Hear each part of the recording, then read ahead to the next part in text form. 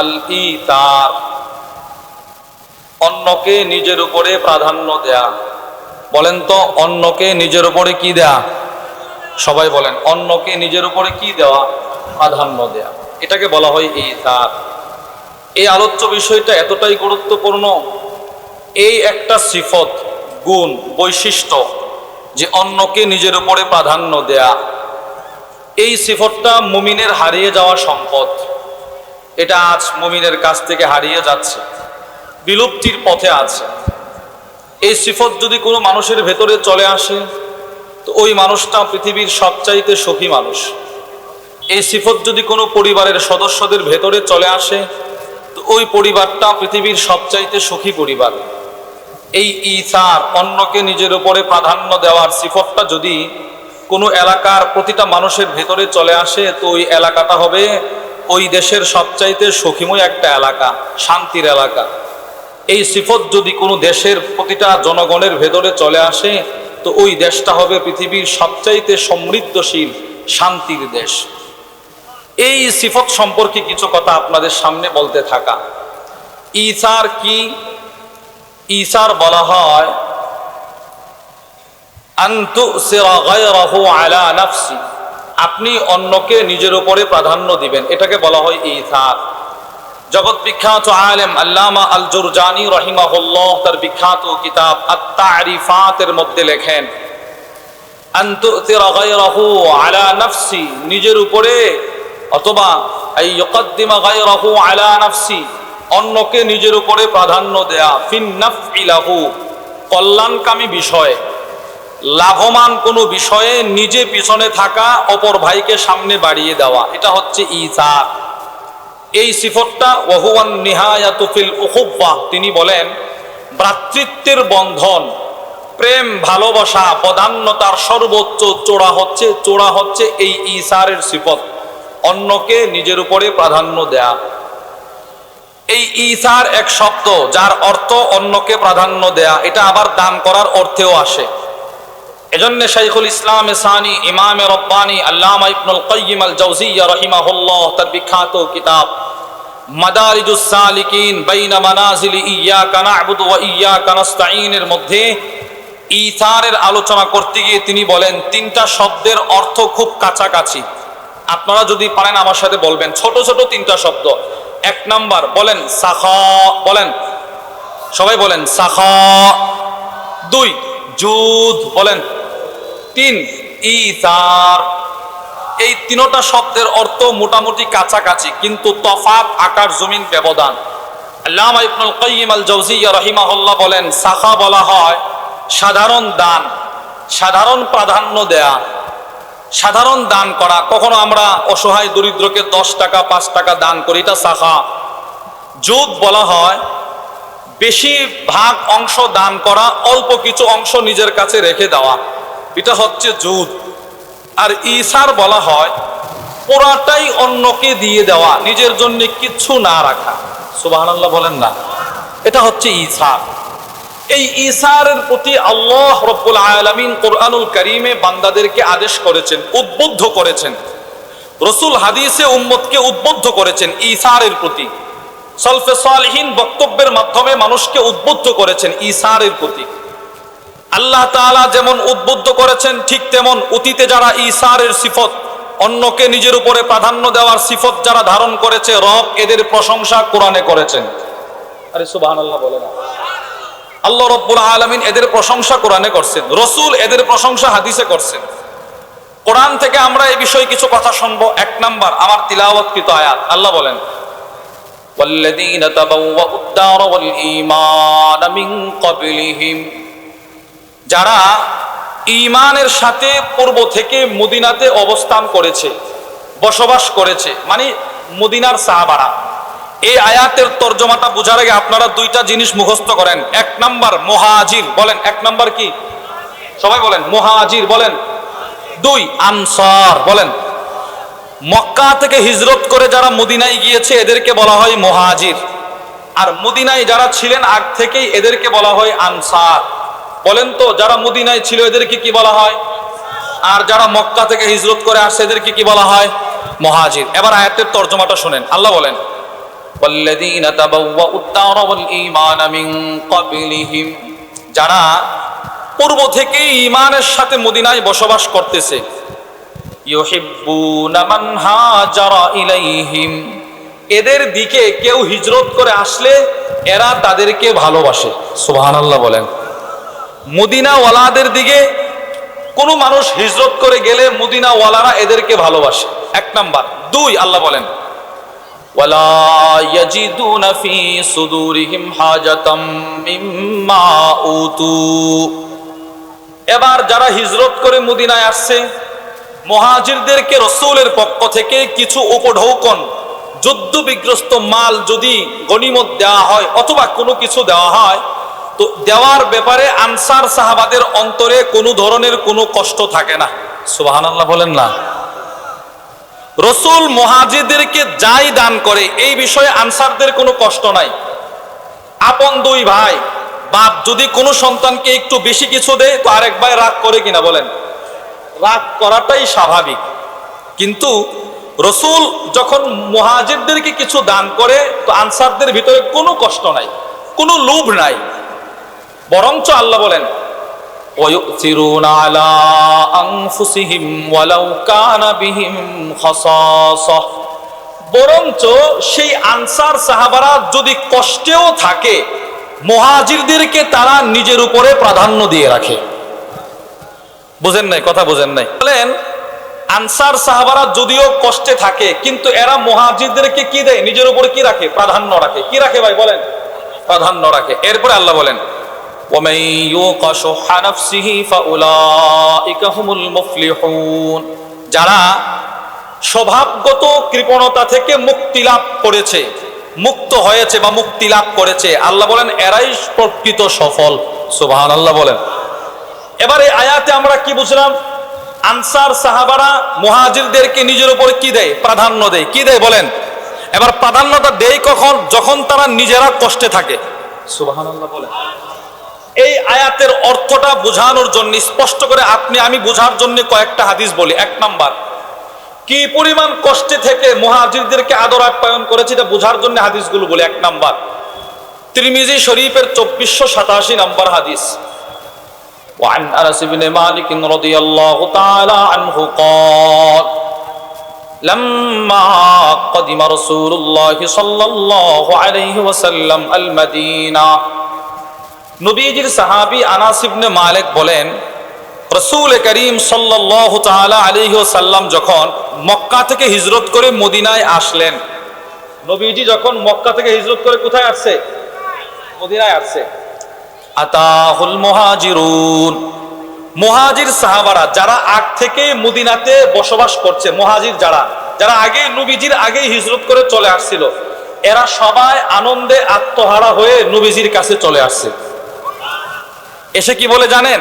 দেখেন কথাটা বলছে কি, ফাকালু ইয়া রাসূলুল্লাহ, ওগো আল্লাহর রাসূল, মা রাআইনা কওমান আবতালা মিন কাসীরিন ওয়ালা আহসানা মুওয়াসাত মিন কলিল মিন কওমিন নাযালনা বাইনা আযহুরিহিম। ওগো আল্লাহর রাসূল, আমরা মক্কা থেকে হিজরত করে মদিনায় এমন এক সম্প্রদায়ের কাছে আসছি যাদের ভিতরে দুইটা সিফত, দুইটা গুণ আমরা এমন পেয়েছি যেই দুই গুণ পৃথিবীর কোন সম্প্রদায়ের কাছে আমরা পাই নাই। দুইটা গুণ কি? এক নাম্বার, সচ্ছল অসচ্ছল অবস্থায়, ধনী অবস্থায় গরিব অবস্থায় এরা এই পরিমাণ আল্লাহর রাস্তায় খরচ করে, ব্যয় করে, এদের মতো দ্বিতীয় কোন সম্প্রদায় আমরা মুহাজিররা কখনো দু চোখে কোন সম্প্রদায়কে দেখি নাই। দুই নাম্বার সিফত, সচ্ছল অসচ্ছল অবস্থায় এরা আমাদের সাথে এই পরিমাণ সহানুভূতি দেখায়, নিজেদের উপরে আমাদেরকে প্রাধান্য দেয়, এই পরিমাণ প্রাধান্য দেয় যে এদের মতো দৃষ্টান্ত স্বরূপ মানুষ আমরা পৃথিবীর আর কোন সম্প্রদায়কে দেখি নাই। এরপরের অংশটা শুনলে আপনি আরো আশ্চর্য হবেন। সাহাবারা কি বলে দেখেন, সাহাবারা নবীর কাছে বলে কি এখন জানেন? লাকাদ কাফাউনাল মুউনা, ওগো আল্লাহর নবী, মক্কা থেকে মা বাপ ছেড়ে চলে আসলাম, বিবি বাচ্চা ছেড়ে চলে আসছি, ধন দৌলত ছেড়ে মদিনায় চলে আসছি, আমাদের এই দুঃখ কষ্ট দূর করার জন্য তারাই যথেষ্ট। বুঝেন নাই, কথা বুঝেন নাই। আমাদের যত কষ্ট যত দুঃখ সবগুলো দূর করার জন্য আনসার সাহাবারাই যথেষ্ট। আরো কি বলছে জানেন? ও আশরাকুনা ফিল মাহনা, এরা এদের কষ্টে অর্জিত সম্পদে আমাদেরকে অংশীদার করে নিয়েছে। আল্লাহু আকবার। এই লাকাত কাফাউনাল মুগনা, এই শব্দের ব্যাখ্যা ও আশরাকুনা ফিল মাহনা এই শব্দের ব্যাখ্যা করেছেন জগৎ বিখ্যাত আলেম আল্লামা আব্দুর রহমান ইবনে আব্দুর রহিম আল মুবারকপুরি রাহিমাহুল্লাহ। তার বিখ্যাত তিরমিজির শরা তুহফাতুল আহওয়াদির মধ্যে এক আজীব কথা লিখেছেন। তিনি বলেন ও আশরাকুনা ফিল মাহনা এর অর্থ হচ্ছে মদিনার সাহাবাদের যে প্রতি বছরে খেজুর বাগানের যে খেজুর বিপুল পরিমাণ খেজুর আসতো, খেজুর তো সবগুলো বাগানের খেজুরকে তারা দু ভাগে বিভক্ত করে এক ভাগ আমরা মুহাজিরদেরকে দিয়ে দিত। আর কাফাউনাল মুগনা এটার ব্যাখ্যা আরো আজীব। এবার এই খেজুরের বাগানের ভিতরে মেহনত করা লাগে, সেচ দিয়ে পানি দেওয়া লাগে, পরিচর্যা করা লাগে। ওগো আল্লাহর রসুল, খেজুরের বাগান ছোট থেকে বড় হওয়া পর্যন্ত যত ধরনের কাজ বাগানে করা দরকার একটা কাজও তারা আমাদেরকে করতে দেয় না। আরে সুবহানাল্লাহ বলেন না। কি বুঝছেন? কিছু বুঝছেন?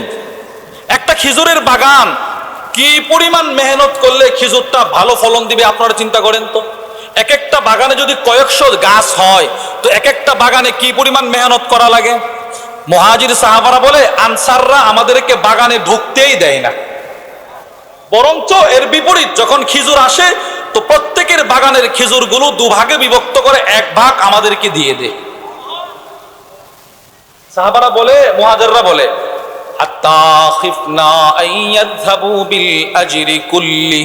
আমাদের ভয় হয় না জানি সব ইবাদতের সওয়াব তারাই নিয়ে যাবে। আমাদের ভয় হয় সব সওয়াব বুঝি এদের, আমাদের কিচ্ছু নাই। আল্লাহর রাসূল বলে কি জানেন? লা মা দাউতুমুল্লাহ লাহুম ওয়া আসনাইতুম আলাইনা, যতদিন পর্যন্ত তোমরা আনসারদের প্রশংসা করবে, যতদিন পর্যন্ত তোমরা আনসারদের জন্য আল্লাহর কাছে দোয়া করবে, ততদিন আল্লাহ তোমাদের আমলনামায় সওয়াব লিখতে থাকবেন। এজন্য আপনারা যখন আমাদের কওমি মাদ্রাসাগুলোতে অর্থ করি দেন তো আমাদের ভয় হয়, আমরা তো ছাত্রদেরকে পড়াই, এই বিল্ডিং গুলো যাদের প্রচেষ্টায় হলো, এই টিনের সেট ঘরগুলো যাদের প্রচেষ্টায় হলো, এই জায়গার ব্যবস্থা যাদের অর্থ করি দিয়ে হলো, এই জমিনে যতদিন কোরআন তেলাওয়াত হবে ততদিনের সওয়াব তো সে নিয়ে গেল। কিন্তু নবীজির হাদিস যেন আমাদেরকে সান্ত্বনার বাণী শুনিয়ে দিল, না, যারা দিয়েছে এদের যেমন সওয়াব, তোমরা যদি এদের জন্য দোয়া করো তোমাদের সমপরিমাণ সওয়াব। এই হাদিস থেকে কি বুঝলেন? এরা যদিও কষ্টে থাকে, আনসাররা যদিও কষ্টে থাকে, মুহাজিরদেরকে কি পরিমাণ প্রাধান্য দেয়। সুবহানাল্লাহ বলেন। 2 বুখারী শরীফের 2048 নম্বর হাদিস। وعن أنس بن مالك رضي الله تعالى عنه قال قدم عبد الرحمن بن عوف, নবীজির সাহাবী আব্দুর রহমান ইবনে আউফ যখন মক্কা থেকে হিজরত করে মদিনায় আসলেন তখন নবীজি মদিনায় ফাআখান নবী সাল্লাল্লাহু আলাইহি ওয়াসাল্লাম বাইনাহু ওয়া বাইনা সাদ ইবনে রবি, নবীজি আব্দুর রহমান ইবনে আউফকে মদিনার খাজরাজ গোত্রের নেতা সাদ ইবনে রবির ভাই বানায়া দিয়েছে। যাও, এই সাদ এদিকে আসো। জি ইয়া রাসূলুল্লাহ, এই আব্দুর রহমান মুহাজির, তুমি আনসার, আমি রাসূল আজকে থেকে আব্দুর রহমানকে তোমার ভাই বানায়া দিলাম। রাসূল ভাই বানিয়ে দিলেন।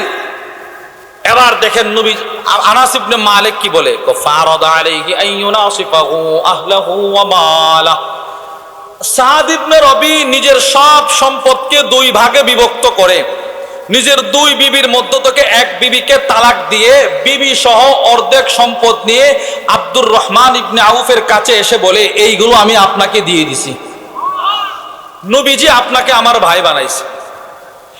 এই সাদ ইবনে রবি রাসূল যখন যেটা বলতেন সবার আগে ওই কাজটা আমল করার চেষ্টা করতেন। ওনার ভিতরে নবীজির প্রেম ছিল বর্ণনার ঊর্ধ্বে, অতুলনীয় প্রেম ছিল। কি প্রেম ছিল? যিনি নবীজির প্রেমে নিজের শরীরে 70টা তীর তরবারির আঘাত নিয়েছে। সুবহানাল্লাহ বলবেন না? আল্লামা ইবনুল হাজার আসকালানি তার বিখ্যাত কিতাব আল ইসাবা ফি তাময়িজিস সাহাবার মধ্যে নিয়ে আসছেন। উহুদের ময়দানের যুদ্ধ শেষ, যায়েদ ইবনে সাবিত বলেন, বাসানিন নবী সাল্লাল্লাহু আলাইহি ওয়াসাল্লাম লিতলাবি সাদ ইবনে রবি, আল্লাহর রাসূল আমাকে সাদ ইবনে রবির লাশ অথবা ওনাকে উহুদের ময়দানে তালাশ করার জন্য নবীজি আমাকে পাঠাইলেন। ফাজআলতু আতুফু বাইনাল কতলা, আমি নবীজির সাহাবী সাদের লাশ তালাশ করার জন্য উহুদের ময়দানে দৌড় দিলাম, তালাশ করতেছি। তো উহুদের ময়দানে ঢোকার পূর্বে নবী আমাকে বলেছিলেন, এই যায়েদ, ইন রাআইতাহু ফাআকরিউহু মিন্নি আসসালাম, তুমি যদি সাদকে জীবিত পাও তো আমি নবীজির পক্ষ থেকে তুমি সাদকে সালাম দিবা। পৃথিবীর সব মানুষ নবীকে সালাম দেয়, আর রাসূল সাদ ইবনে রবিকে সালাম পাঠাইতেছে। কি পরিমাণ নবীজি তাকে ভালোবাসতে ব্যাপার চিন্তা করেন। হযরত যায়েদ ইবনে সাবিত বলেন, ফাজআলতু আতুফু বাইনাল কতলা, উহুদের ময়দানে সব শহীদ সাহাবাদের লাশের মাঝখানে আমি সাদকে তালাশ করতেছি, পায় না, খুঁজে পায় না।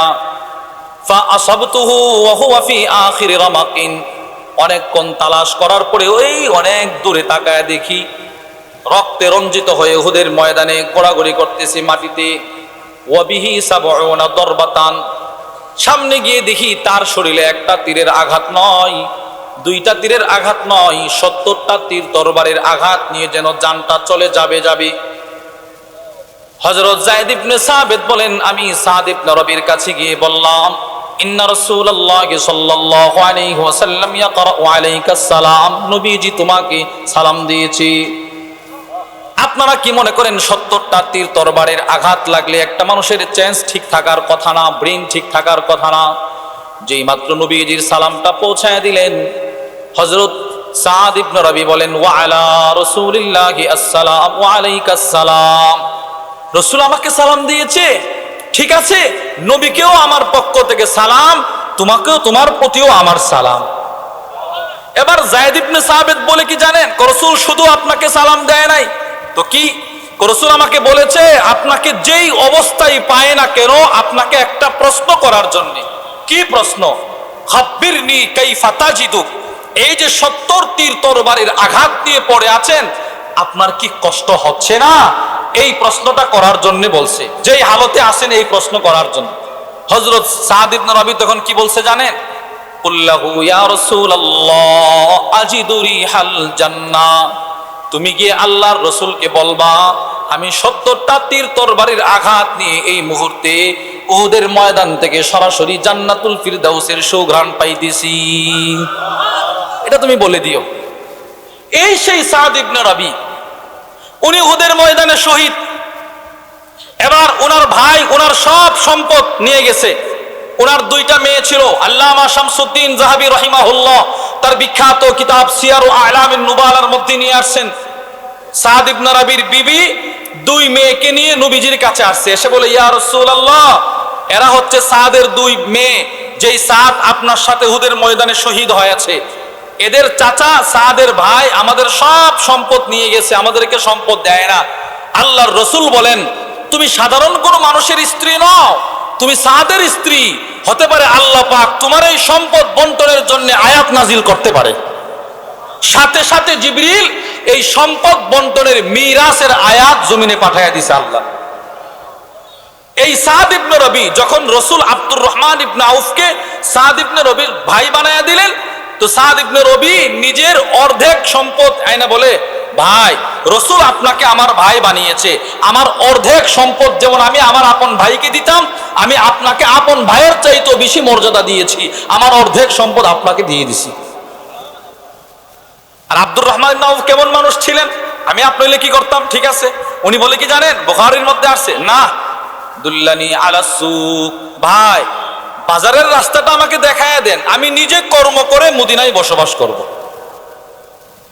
এই 2 হাদিস থেকে কি বুঝলেন, সাহাবারা নিজেদের উপরে অন্যকে প্রাধান্য দেয় নাই, ওয়ালাউ কানা বিহিম খাসাসা ওয়া ইউসিরুনা আলা আনফুসিহিম ওয়ালাউ কানা বিহিম খাসাসা। শুধুই মাত্র রবের এই কোরআনের আয়াতের এই অংশটুকু বোঝানোর জন্য আপনাদেরকে 2টা হাদিস বললাম।